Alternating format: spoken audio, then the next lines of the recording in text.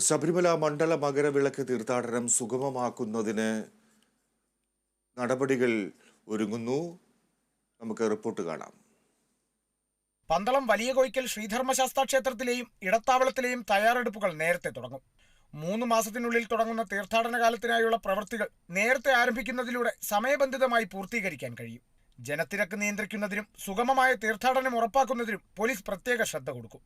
തീർത്ഥാടകർക്ക് പന്തളം ഇടത്താവളത്തിൽ താമസിക്കുന്നതിന് ക്രമീകരണങ്ങൾ ഉറപ്പാക്കാനും യോഗത്തിൽ തീരുമാനമായി. മറ്റു മുന്നൊരുക്കങ്ങളും യോഗം വിലയിരുത്തി. എല്ലാ വർഷവും തീർത്ഥാടന കാലവുമായി ബന്ധപ്പെട്ട് ഇവിടെ നടത്തേണ്ടുന്ന വികസന കാര്യങ്ങളെ സംബന്ധിച്ചെല്ലാം ഗൗരവമായി ഇന്നിവിടെ ചർച്ച ചെയ്യപ്പെട്ടു. ഇവിടെ അയ്യപ്പ ഭക്തന്മാർ അവർക്ക് വന്ന് താമസിക്കാൻ ആവശ്യമായിട്ടുള്ള സംവിധാനം ഒരുക്കാൻ തീരുമാനമെടുത്തിട്ടുണ്ട്. അതുപോലെ തന്നെ വാഹന പാർക്കിങ്ങുമായി ബന്ധപ്പെട്ട് എല്ലാ വർഷവും ഇവിടെ ചെയ്യുന്ന പോലെ തന്നെ ഇത്തവണയും അതിന്റെ ക്രമീകരണം വരുത്തുന്നതിന് തീരുമാനമെടുത്തു. ശുചിത്വ മിഷനും അതുപോലെ റവന്യൂ വകുപ്പുമായി ബന്ധപ്പെട്ട് ആലോചിച്ച് നമുക്ക് ഈ മേഖലയിൽ ചെയ്യേണ്ട കാര്യങ്ങളെ സംബന്ധിച്ചെല്ലാം ഗൗരവമായി ഇപ്പോൾ തീരുമാനമെടുത്തിട്ടുണ്ട്.